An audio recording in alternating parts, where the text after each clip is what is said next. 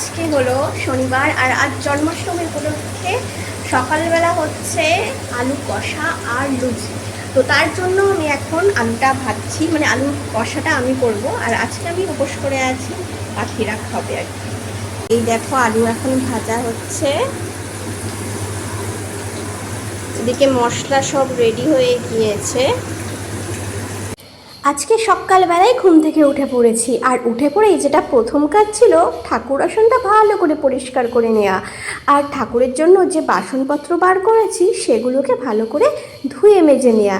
সেগুলো সবই কমপ্লিট হয়ে গিয়েছে, আর বেশিরভাগ ক্ষেত্রেই মা সাহায্য করে দিয়েছে। আর এই দেখো দুপুরে যারা যারা খাবে তাদের জন্য বানানো হয়েছে আজকে আলুর দম।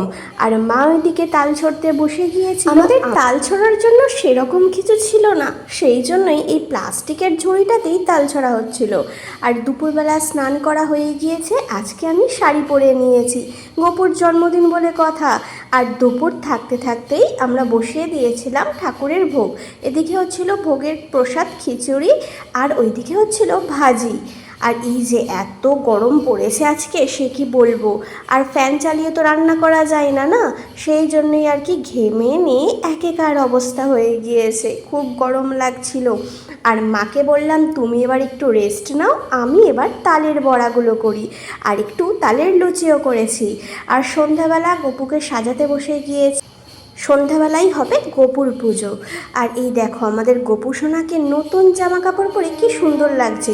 আসলে গোপু সোনা এমনিই সুন্দর, তারপরে আবার নতুন জামা পরেছে, দ্বিগুণ পাওনা।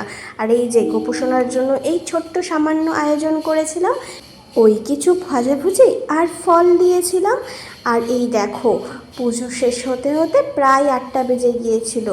তারপরে উপোস ভঙ্গ করে প্রথমেই প্রসাদ খেয়ে নিয়েছিলাম, তারপর খেয়েছিলাম লুচি। যাই হোক, টাটা, বাই।